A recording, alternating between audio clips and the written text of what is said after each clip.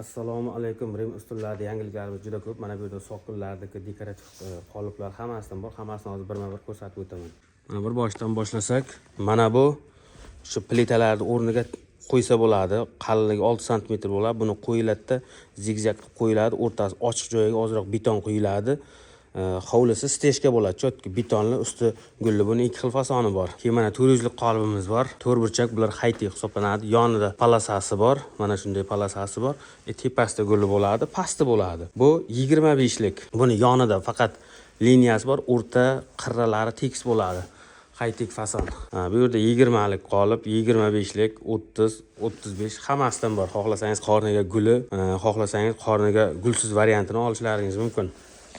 Endi bu yerda bor, mana bu darvozalar tepalariga qo'yiladigan naqsh. Bu tovus, mana orqa tomonlari ham juda chiroyli, tagidan beton qo'yiladi.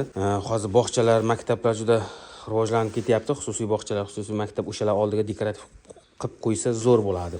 Mana bu ham shu eshik derazalarni tepalariga gul. Bunisi ham xuddi shunday, nargisi ham xuddi shunday. Mana bu esa sokil. Oldin ham bir olib keldik. Ko'pchilik so'rab qoldi buni sotganimizdan keyin.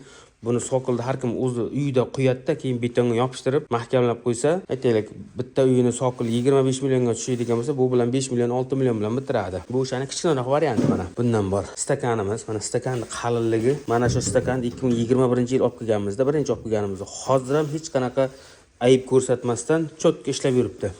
Mana qoliplarni ham qalinligiga qarasangiz, mana bu qoliplarni 2019-yildan beri shu bitta zavoddan olib kelamiz.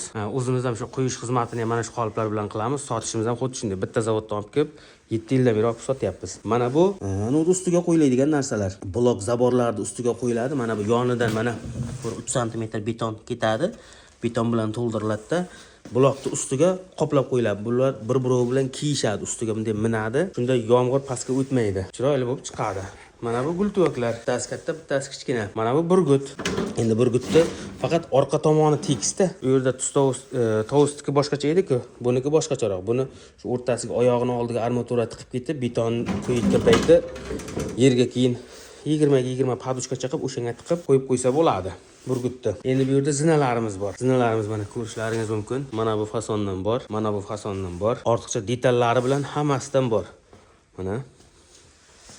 Mana bulari tepasiga qo'yiladigan sharikchasi.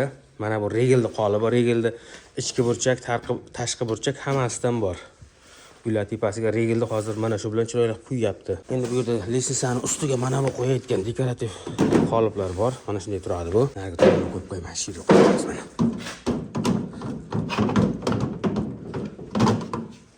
Buni biga qo'ysak bo'lar, buni orasi kattaroq ekan, buni kichkina mana. Mana endi hozir bu yerda turmaydi. Betonga to'lgandan keyin mana shunday holatda bo'ladi bu. Bu yerda mana qushlar qanotini yoyib turgan holati, shunday to'g'ri holatda turgani. Bu esa mana qanotini yoyib turgan holati bu. Mana baliqqa bir zo'r qilsa bo'lar ekan, ichidan shilancha tashlab ketib, mana bu og'zidan chiqarib qo'yib fontancha qiladi-ku, yozgi kuni odamlar uyida o'sha fontanchaga shuni ulab qo'ysa bo'lar ekan. Bu xo'rozniki. Bu yerda qolipda qolgan detallaridan bor. Mana lestitsani bunaqa tomonlari ham bor. Mana tepaga chiqish uchun yoki pastga tushish uchun mana shundan foydalaniladi. Bularni ko'rsatdik. Mana bu yerda blok qolibini ham olib kelganmiz. Endi blok qolibini o'zimiz ispitaniya qilib ko'ramiz deyapmiz-da mana. Bular birikadi. Qani bitta qolipda necha sekundda quyib tugatsa bo'ladi yoki 5 tani qilamiz. Qani necha sekundda tugatsa bo'ladi yoki necha minutda bo'ladi 5 tani. Buloqishni asosan o'zimiz uchun olib keldik. Buni bir ispitaniya qilib ko'ramiz. Agar yaxshi bo'ladigan bo'lsa, buni daromadi yaxshi. Sabab $3000 ga meshalka olinmaydi. Bir $2000 apparat. Xullas bir 5-6 ming $ga apparat olish kerak-da. Apparat olinmaydi, qolipga o'zi olinadi-da. Faqat 3 million, 3,5 millionga meshalka, o'sha meshalka bilan suv tayyorlab bunga solinadi-da, vibratsiyadan o'tkazib taxlab tashlanadi. Qani ko'ramiz. Agar effekti yaxshi bo'lsa, ko'proq olib shu ishni ham yo'lga qo'yish niyatimiz bor. Endi bu ma'lumot uchun-da ko'ramiz. Mana shunday yangiliklarimiz ko'p. Telefon qilsalaringiz kelishtirib beramiz.